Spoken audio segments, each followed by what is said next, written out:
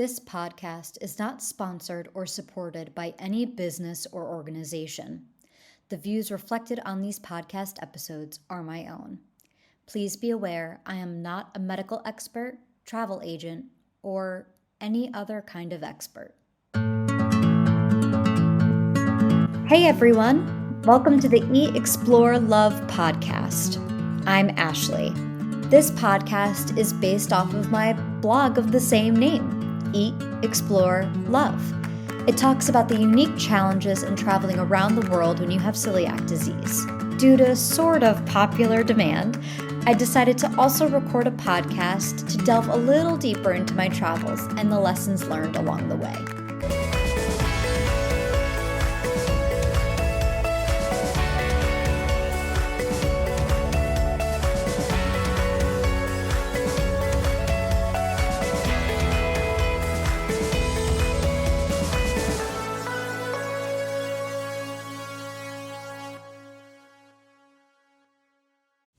Hi everyone, welcome to this episode of Eat, Explore, Love the podcast. On today's episode, we're chatting with Chef Leah Di Bernardo, culinary educator and owner of Eat Marketplace and Hello, You're Welcome, located in Temecula and Pasadena, respectively. She has created a safe space for folks of all allergies and dietary restrictions alike in her establishments. She's almost like a fairy godmother to those of us with celiac disease. If you're in Southern California and want to ensure a safe eating experience, the links to her restaurants can be found in the description notes for this podcast episode. I have a feeling this is going to be the beginning of many collaborations between Chef Leah and myself. If there's any information that you want to know and want to connect with Chef Leah and her establishments, we have all that information for you and way, way more on this episode of Eat, Explore, Love the podcast.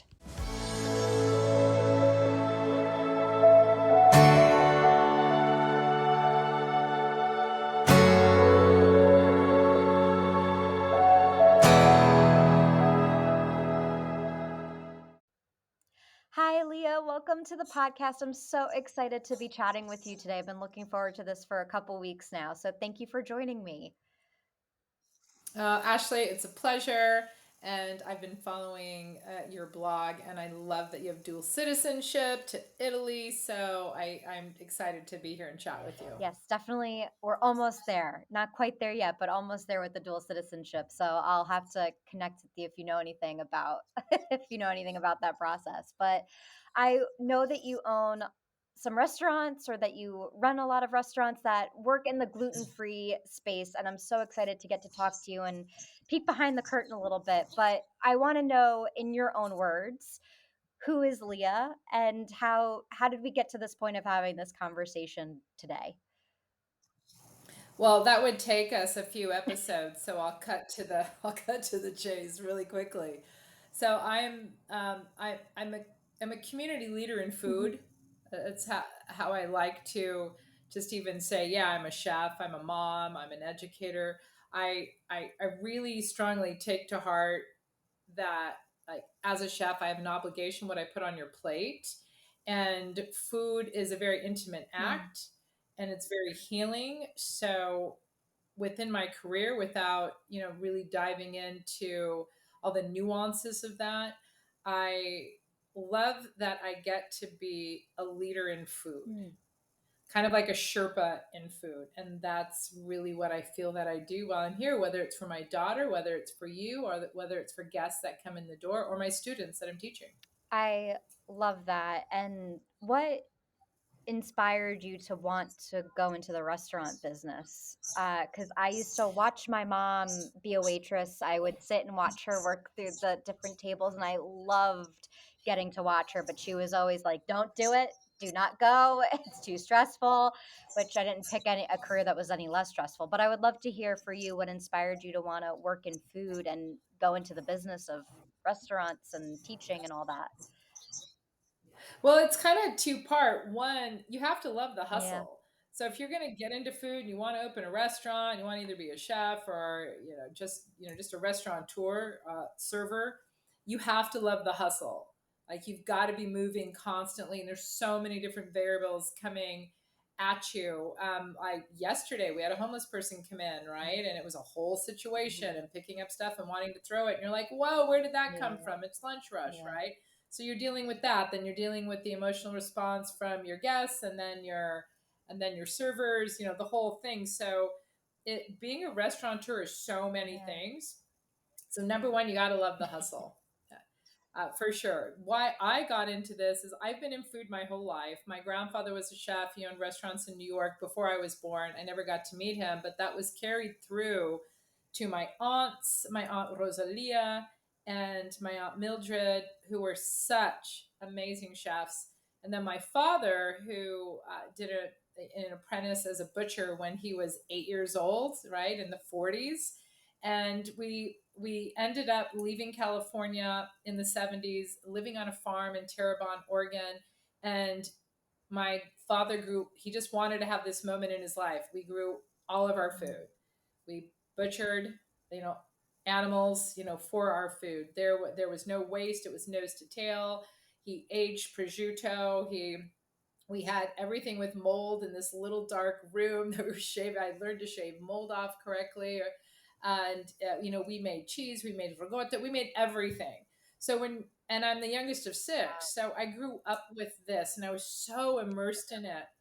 And surprisingly enough, to so many people now, I was a very shy, quiet child, which is hysterical because I'm not that as an adult at all. But when my grandmother used to come out, my Nona from New York, first time I met her, she was besides herself that I was timid and shy. So that's when I learned how to make gnocchi. Okay. And with clapping very loud. I'm not going to do right now because it'll probably blow up a speaker, but really loud and singing jingle bells in the middle of summer to me, really, really loud, and making gnocchi and showing me how to roll it and pinching me in the butt and this whole thing. So something happened at that point for sure because of what happened with that interaction. I became a different little human. Yeah, and I apologize for that emergency ring through. So it's how we as individuals like find ourselves in the middle of our lives in careers, I think is really interesting if you connect it back to younger moments, right? And me and food, I never had a desire to be in food. All my friends my whole life, like, you got to do food, you got to open a restaurant. I'm like, no, I'm going to tell stories. I want to get involved in documentaries. I want to be a filmmaker. So I took that path. And when I got pregnant, this is going somewhere, Ashley, I No, swear to I'm God, loving this is all this. your question's going somewhere. So I got pregnant with my daughter in '01, and it was like this whole thing happened to me. Those memories of my childhood, of my grandma, the smells of the kitchen, those interactions in the garden with my father, these quiet, beautiful walks in the morning, holding his hand, going out to, work the quarter-acre garden and bring food in, and then him dropping me off at school, smoking his pipe, and those smells. Like, this whole thing happened to me where I was just like, food. There's so many stories in food. What am I doing? Right? How am I going to raise my daughter? How am I going to bring her into this life? So it was this automatic switch. It truly was. I retired from an industry that I really loved as a producer of many things in film. And I made a shift to move from New York, Los Angeles into the Temecula Valley, beautiful, profound ag region, Riverside County in California, and raise my daughter here and roll the dice and figure out how to become an entrepreneur in food, because I didn't know what that meant yet. Yeah. So that's how I got into cooking. It's how I got into food. Even though I've been cooking my whole life professionally, that was the switch for me. Getting pregnant with my daughter and understanding that I had an obligation to raise her as healthy as possible. Is that where your gluten-free journey started? How did that start to get incorporated into food and your businesses? Well, that's definitely the interesting part. If when you have, I feel that when let's start with this. When I feel you're in my kitchen, Hmm. I feel like you're in my home when you come in as a guest. So when we first started Eat, which was the second part of our venture in food, my sister Joe and I started our first store. We opened our doors in 2010, and we were kind of in that downturn economy, and we had a very convivial place. Like we had community tables everywhere. You came up to the counter, you ordered. Everything was literally farm to plate. And food would change every day, but it was still kind of a deli atmosphere. You come up, order your food, sit down. I would bring it out. My father would bring it out. My sister, one of us would come to your table. And so when you have a style eatery like that, you talk to your guests, you talk to your customers, you talk to the patrons, right? These people who come in and they're vested and you're vested. And I truly, love people and I want to see them live a better life. So you come out, you're having conversations, and all of a sudden I'm hearing things like, my mom or my sister is celiac. I'm like, what is that? What does that even mean? What do you mean? Like, I don't understand that statement. And then learning about that, learning about someone who's gluten insensitive. So with this, I started veganism. I started to study because I have an Yeah. obligation for what I do and what I'm going to put on your plate. So it took me a few years to really understand the nuances and the difference and how we really changed our seeds in this country for wheat, in the late 50s, and then how that affects the human body, right? It's a completely different product, and why are we doing that as a country, and then how has it affected us, and then how is mold in grains and coffee, how does that affect the human body? So Mm. it's so much more than I'm celiac, I'm gluten free, I'm vegan, I'm paleo, I'm keto. I just, like, my whole brain exploded with the Hmm. knowledge, from everything I was learning. Yeah. I really dove into understanding our food system in the United States and how that's different from the food system in Europe, because they are definitely Hmm. different. And that started my path of caring for different eaters and how we as cooks should be caring for everyone who comes through our Hmm. door, because we all have a right to delicious food and I want people to feel Yeah. safe. So I started really messing around with gluten-free vegan recipes in like '09, 2010. And our first donut that we're so we're well known for our donuts right now, which is hysterical because I was walking through the farmers market this past week and someone said, "Hey, you're the donut lady." And I was like, seriously? I'm the donut lady. All right. Um, but the first donut we came up with was like a hockey puck. Hmm. Like, it was ridiculous. And I'm like, okay, we have to be able to figure this out. We can't serve people who cannot have gluten hard, miserable, awful food. That doesn't work for Yeah. me. It doesn't work for me at all. It's just such bullshit, actually. As chefs and restaurateurs, like, care deeply about the food you are Yeah. giving to people who visit you, who come to you, right? Because to me, it's not just a business. And I think getting into gluten free and vegan foods is really truly, like, I Hmm. care, and I wanted to make sure, and I still want to make sure that everything that people with celiac are people who are gluten intolerant, one, that they feel Hmm. safe when they come in, and two, that they're like, oh, this is so delicious, like, I feel so loved Hmm. and cared for. Yeah. I No.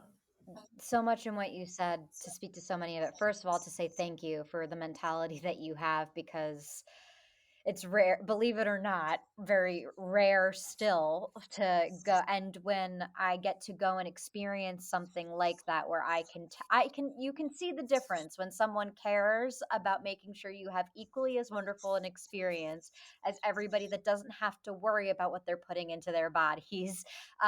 You could tell when that care is there. I'm paying the same amount of money, if not more, because of that gluten upcharge that everybody else is paying, and yet there's so much.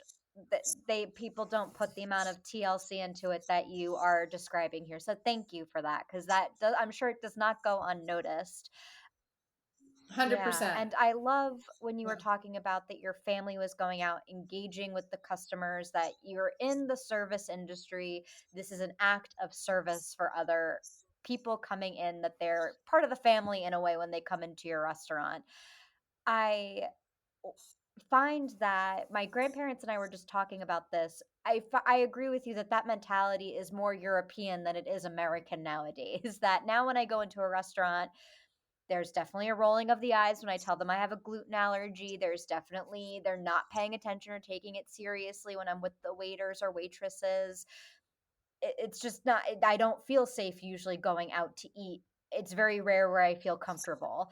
So, when you are hiring folks to work in your restaurant, what is the training process in ensuring that that is a top to bottom mentality and trickle down effect that is instilled in your employees? How do you ensure that that happens? That's a great question. Well, one, we have a really fortunate retention rate Mhm. at Eat and Hello. And we have a good retention rate because people want to work Yeah. there. Because when they come to us, they understand. I won't bring anybody through the door unless you've already researched Eat and you understand who we are. Okay. It's the first thing I tell them, and I will send them away to do their homework, because you may or may not want to work here. Because even though we're fast casual concept, it's important for them to understand that we're still a classically trained kitchen, Okay. and most kitchens are learning kitchens. You're always learning in food. Mhm. So we dive into it a little bit more. I take it pretty seriously that any cooks that come through the door, to me, it's like a doctor. Like, you're putting something, again, food is an intimate act. You're putting something on a plate for someone to eat.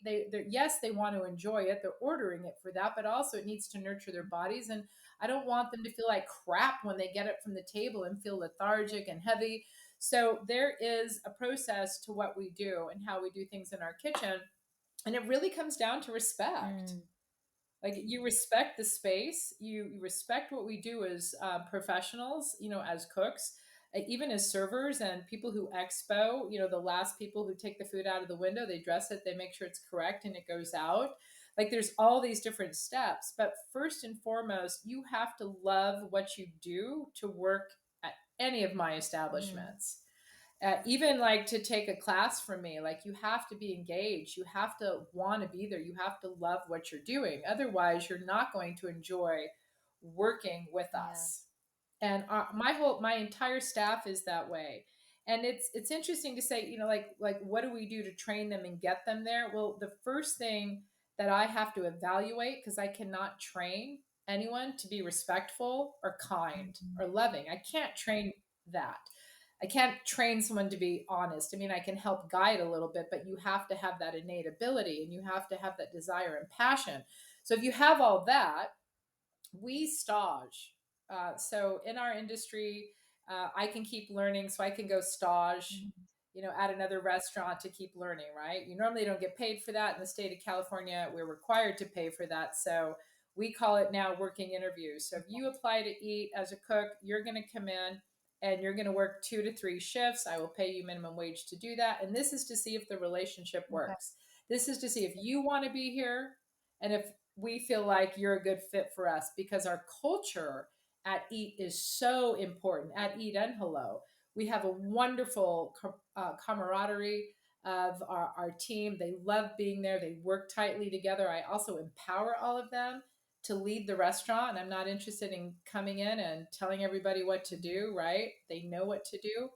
So you come in and you stage, and that's our first step to see if we can uh, get you aboard to what we're doing. Because if you care, it's not going to be difficult for you to go, oh, okay, we just called back that we have a serious allergen. Mhm. This is their allergy. And then you know the steps to take on the cooking line, right? So again, it's like understanding, if you care, then I can teach you all of the different variables we have in the kitchen, because we take a lot of different steps. We actually decided to just 2 years ago, we're like, let's just take the bakery 100% gluten free. Why do we have a gluten flour back here because everything we're making, not one person has come through the door and has gone, oh, is this gluten free? I can taste that it's gluten free. Because what does that even mean Right. anyway? It doesn't mean that doesn't. So, if you're good at what you do as a baker or a chef, it's not going to taste that way.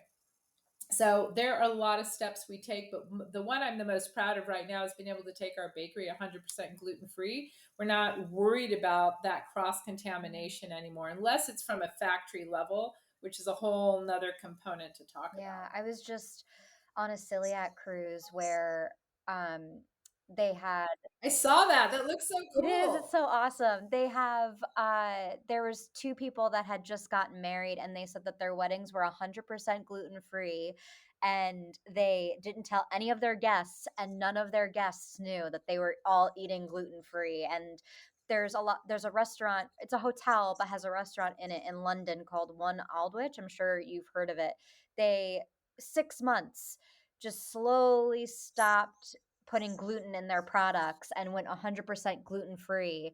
And no, and then 6 months after being 100% gluten free, they announced that they had been gluten free 100% for 6 months, and no one noticed. No one complained.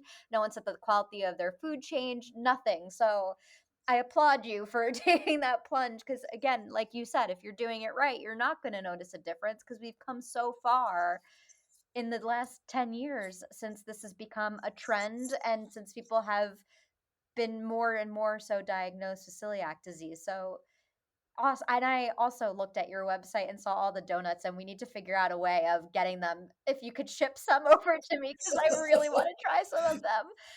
They look so good. That's great. Ashley's like 911 ship Yes. donuts. Yeah. That's awesome. We'll figure out a way, 100%. And I agree with that tactic too from this London restaurant. It's one of the things that I've really worked my team on in the last year. It's like we don't sell a gluten-free chocolate donut. It is a chocolate donut that just happens to be gluten-free, Mhm. whatever it is, whoever it serves. And we're really changing our thought process around that entirely because it can be difficult to be known as a gluten-free establishment because we're not 100% gluten-free in the eatery. Mhm. We are in the Yeah. bakery. So yeah, there's a lot of different steps to take because it's such a it's unfortunate that so many people in our society think that because it's gluten free, it doesn't taste good. And I just want to put out there right now that that's not true. Please stop thinking that and saying that, and yeah, find the places that love you through food. I love that. So you said that it's quite a process to make sure that your kitchen is 100% gluten free. When I'm going to restaurants that do serve gluten free stuff, a lot of them say there's cross contamination. It's not going to be safe for you with celiac. So probably best that you don't eat here. And when I ask them if you're serving gluten-free stuff, why not make it sure it's safe to eat? Like otherwise, why bother? And they talk about how it's too much and too expensive to make sure that their kitchen can operate that way. Can you break that down for me and explain what that all means? Is that a real valid excuse that they have, or is it just an excuse? Well, I never want to shame uh, a fellow restaurateur You're much nicer than me. out there. But what I would like to do is I would like to educate them. Hmm. It is not that difficult. It is not more expensive. It just takes you and your team to care. Mm. It's no, and we call prepping, in our industry, mise en place, Mhm. right? Putting everything in its place. Well, it's no different than doing that with gluten-free celiac patrons. You have to care enough to be able to mise en place everything differently. So for eat, we don't use just different spoons. We have completely different setup of the same ingredients that are on the back of our, where we hold some hot foods, Mhm. and then where we hold breads, and it's in a drawer in our refrigeration system that pulls out a refrigerator drawer, and it's all there with their own spoons and their own containers. So if someone's celiac, we're pulling from there Okay. because the cross contamination is a real thing. So even though I have a really beautiful organic fermented sourdough bread. It's still sitting there in a bag and you're still pulling out constantly and the crumbs can drop. And restaurateurs don't understand that just those little drops, those little segments of dust from a piece of bread can really hurt someone who's celiac. And it's so miserable to feel that way. And I like to liken it for other restaurateurs as like food poisoning. So remember when you've had a bad bout of food poisoning, just think about your guests who are coming in who are celiac. That's what you're doing, and that's how they're going to feel when they leave Yeah. you. So, no, it is not that difficult. It just takes a little bit of desire to do it, and it takes a little bit of a reset. I understand, like with fryers, we don't fry at Eat. We don't feel like we have to. We use different ovens to achieve Mhm. that. But fryers, yeah, you have to be able to have a separate fryer, so that could get expensive. But also, fine, then just have a different potato element if it's a French fry or a deep fried food, and then take it to your oven. So there are a few things to figure out, but I've been doing this now for 22 years, and we have a very busy full scale restaurant, and then also the bakery in Pasadena, and then a bake division within our restaurant in another area here at Eat. And then we have a coffee, wine, smoothie, bake bar. So we have a lot going on. And you can't tell me that it's difficult because I do it within all of Yeah. that. Yeah. I love that. So when you're talking about all the things that the people that are working in the restaurant can do, I know that there's a lot of guilt and shame for people with celiac when they go into a restaurant and they feel like a nuisance. They don't want to feel like a nuisance. It's just because they know that people get annoyed and they feel there's a lot of judgment around having celiac, having to be gluten free, and we can get that's another podcast into way the psychology of where that all came from. But regardless, there is that embarrassment and shame when having to say I have to be gluten free and all the things that they need from the restaurant staff in order to be provided for properly. What are some things that or advice that you could give to the customers when coming into an establishment of how to make our recommendations or explain it to the waiters and waitresses that may not be knowledgeable in a way that makes everybody walk away feeling okay? Well, the right, yeah, everybody feeling okay. It's interesting because the people that we've chosen to hire at Eat and then also at Hello in Pasadena, they're empathetic humans to begin Mm, with, right? And so I've not witnessed that amongst my team, even new hirees. But maybe that starts from the top down so, because because I care and my sister cares. But one, I would say you have the right to good, clean, fair mm, food. And going into a restaurant, understand you could always call in mm, advance, say, "Hey, I'm celiac, this is what's going on," or I can't have, we just had someone with us, like, I can't have any corn. Corn is in xanthium gum, right? Corn is in everything. Corn is in a beautiful, organic, already made powder form for, gluten free pancakes. Like, you have to really be able to read everything. So, you can email or call ahead. I know that will take away a lot of the painfulness mm, of going to a new place, and just ask them, what are your systems and procedures around this? Like, like, this is what being a celiac means as a customer. I love food. I mm, want to come in and enjoy myself. Can you accommodate me? And then who should I ask for when I come in? That's the number mm, one thing I would suggest doing. We have people do that all the time with Eat. mm. I get emails weekly with, "Hey, I heard that you accommodate allergens. I can't eat." We had a woman come in with like a list, Yeah. and some of my cooks were rolling their eyes. I'm like, "No, you do not get to do that." Right? This is who we are, period. And it's not just being a restaurant for that. It's, again, it's not that I look at Eat or Hello and think, okay, we are the place for allergens to go. We're the place for anybody who wants to eat, damn Yeah. it. Like, just care. It comes back to caring. Like, we have to take away all these labels, but also just know that you have that right. Don't ever feel ashamed. And if someone's making you feel that way, I am a big fan of sharing that. Mm, I am so sorry that you do not understand the allergen I have. I understand that, but I would really like to eat here and I want to feel safe.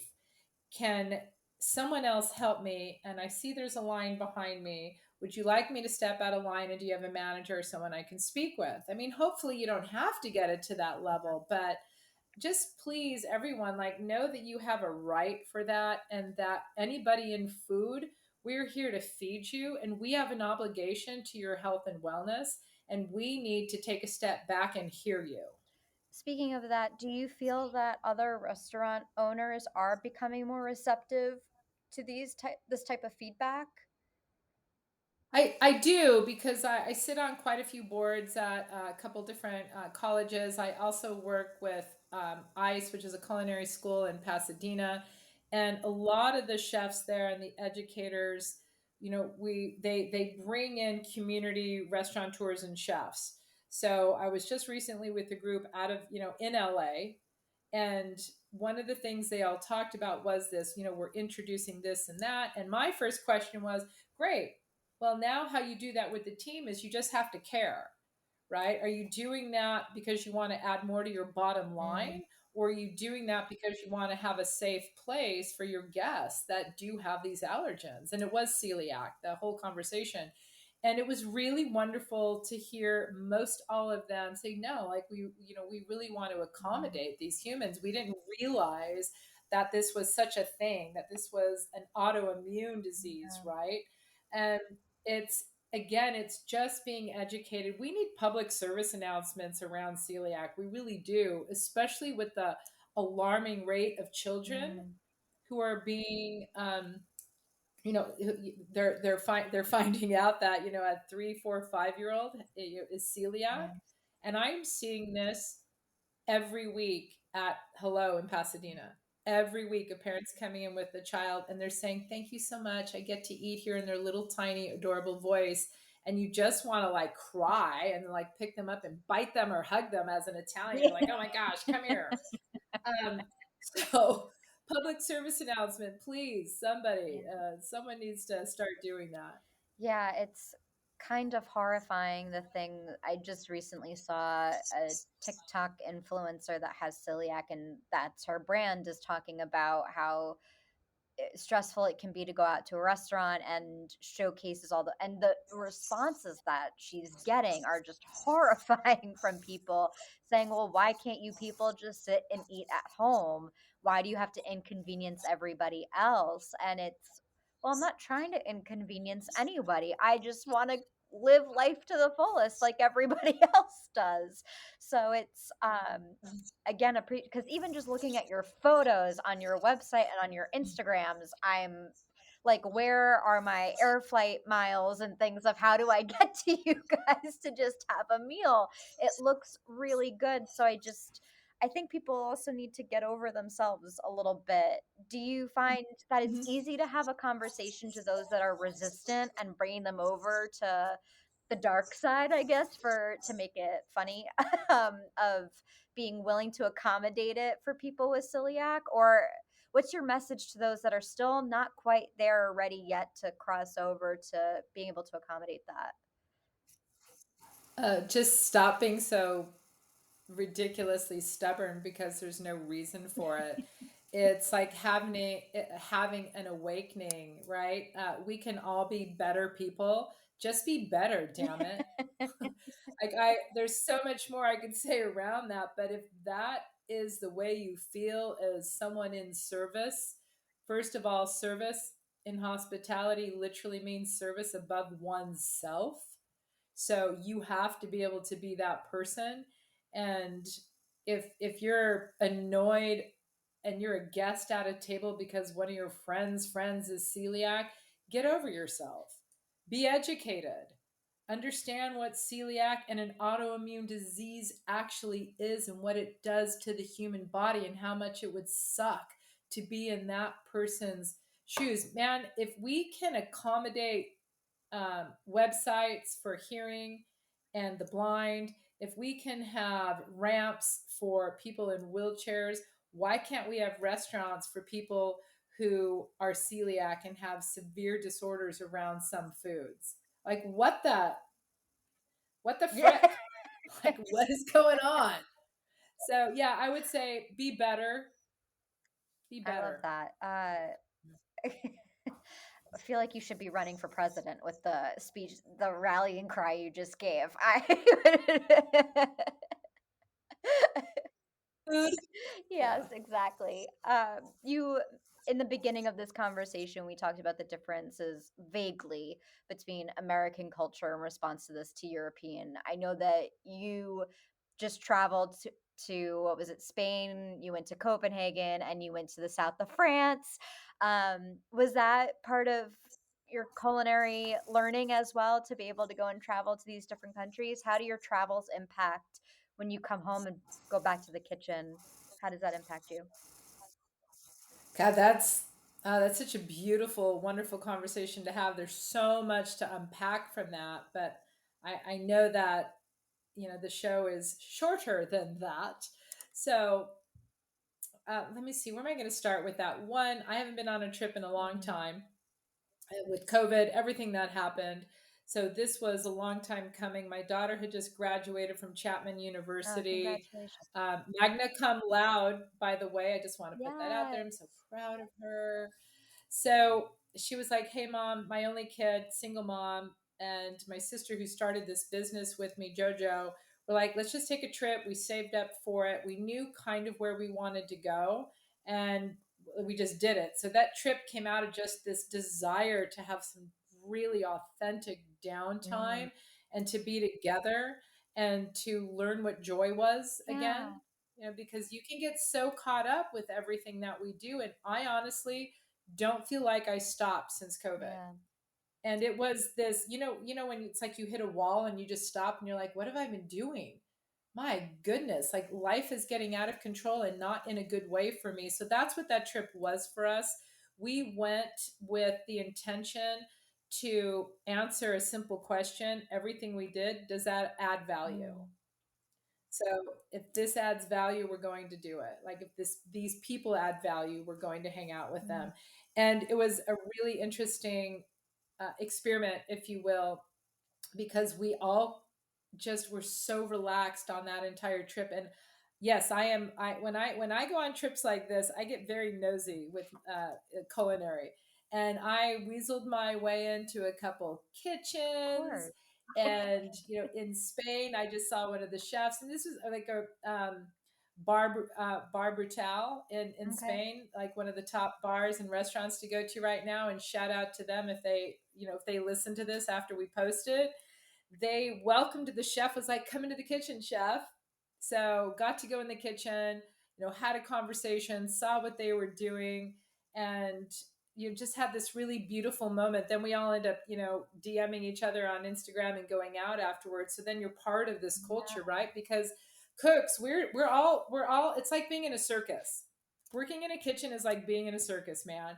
So you become a really tight knit family, and that doesn't change when you travel. Once they know you're in hospitality, and what you're a part of, they want you to be part of their family Yeah. too. And it's beautiful, and I love this about what I do. So a lot of the trip was that. And I have a gluten intolerance. My sister is celiac. My daughter has a gluten intolerance. I cannot eat any cow dairy at all. And I'm like, we're going to Europe. Let's just like throw it all out the window and see what happens. Let's be guinea pigs, right? So I did figure out after 4 days in Copenhagen that I cannot, in fact, have any cow dairy. Because as I'm like walking with my daughter, she's like, "Mom, I love you so much, but man, you've got so much gas. You got to get over the dairy thing, Mom." So I'm like, okay, heard. I understand. Plus just the discomfort, Yeah. right? Yeah. So I know it's kind of funny, but it was a true. I mean, that really happened because I wanted to know if it was just dairy in America or Yeah. if it was, dairy everywhere. So I figured it out on my own. Right. But I did not have one problem with any gluten while I was Mm. in Copenhagen, France, or Spain. And I did manage to get myself into a few bakeries, talk to a couple amazing humans, Mark in Costa Brava, at his place, and then looking at the flowers. And, it was really cool to look at the bags of flour that everyone was bringing in, because I do get nosy that way, just because I find there's so much beauty to that in products. Yeah. And the one thing I didn't see on any bag was 100% organic, non GMO, because they don't have to be, because they're already all of Yeah. that. They're already biologique, right? They're they're organic because that's what they do there. They're not going to add a bunch of crap and Yeah. chemicals to their flowers. And that it was, even my sister who's celiac, she, of course, that's a completely different thing from being gluten intolerant. So our audience and maybe family members who are listening understand that you have an autoimmune disease and then you have an intolerance. They're two different Yeah. things. So G and I were really able to enjoy bread the whole time we were there, and pastries. And I have to tell you, that's like such a gift to not just be able to eat your own stuff that you make at your places, Yeah. because you want to enjoy other people's Yeah. craft. So the trip was just food and enjoying others, and getting to know, these beautiful cultures, and sneaking into kitchens. Yes. I need to go travel with you because that sounds way more fun to be able to see. I also am, I like you have started out in a film and television career, and then I don't know which way the wind is gonna bring me next, but that's there's something of like going behind the scenes on something that's extra magical, and that no matter, because there's a story and everything, and just to experience that, I'm sure when you make documentaries, that's part of the thrill, is finding the story and everything that you're experiencing. That's my projection onto you. Yeah, I'll take it. And it's so Yeah. true, right? Like, you open that kitchen door, it's a completely different world. Every cook, every restaurateur, every chef, like, we're all Yeah. different, and our stories are Yeah. different, yet the same. Yeah. Yeah. I love that. Like, we are somehow running out of time. I feel like I could talk to you for years and never get bored. But I ask the same rapid fire questions to every guest to close out every episode. Is it okay if I ask you those? And then we'll have to figure out the next time we can chat, because this can't be Oh, it. this can't be it. And also, yeah, I'll learn to completely turn my phone off next time, because I think that was hysterical. Yeah. So rapid fire away. And I promise no phones will go off in the If it does, process. that's okay. We're go with the flow here. Life is to be lived. But what is your Amen to that. Yeah. what do you feel is the city with the best food? Right now, Barcelona. I agreement. Yes. Do you prefer a vacation that requires you to be active or relax? Relaxed. And what is the city where you learned the most about yourself? Temecula Valley, California. It's a good one. I like that. And then the last question I'll ask you is, where can the people find you and experience the magic of you? Okay, well, one, I love all humans and I take all emails. I figure out how to respond. And you can get me at info, at eatmarketplace.com. That's all singular. And eat is on the World Wide Web, eatmarketplace.com. And our wonderful new coffee slash donut shop in Pasadena, California is called Hello, You Are Welcome. So that's Hello, You're Welcome. And we respond to everyone, you guys, because to me, we all put our, most of us put our pants on one leg at a time, right? And we're really in this together, and I think that's important. And I'll go back and I'll say this one more time. I think that it's fair, and I'm here, and I love the conversation. So thank you so much, Ashley, for having me on your show. I love what you're doing, and I love your story. Thank you. And like I said, we're going to meet. I'm coming to California just specifically to see you and your establishment. So we're going to be in touch in the future. I'm sure of it. So thank you so much. And as always, till next time. Ciao.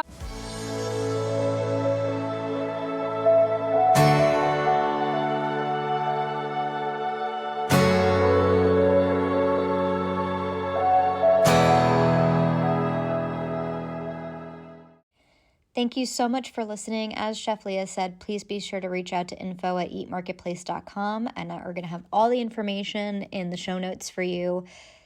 Again, like I said at the beginning of this episode, I am hopeful that this is the beginning of many, many collaborations with Chef Leah. She is amazing.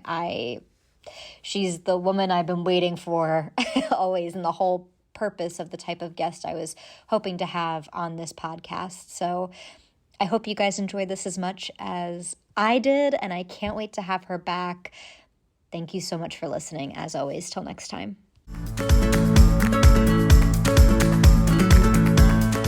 Thank you for joining me this week for all the fun journeys and lessons learned on my big adventure called life.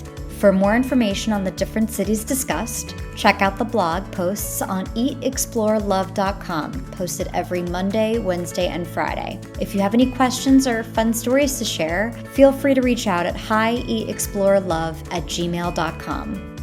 Until next week, remember to eat well, explore the world, and love yourself. See you next time.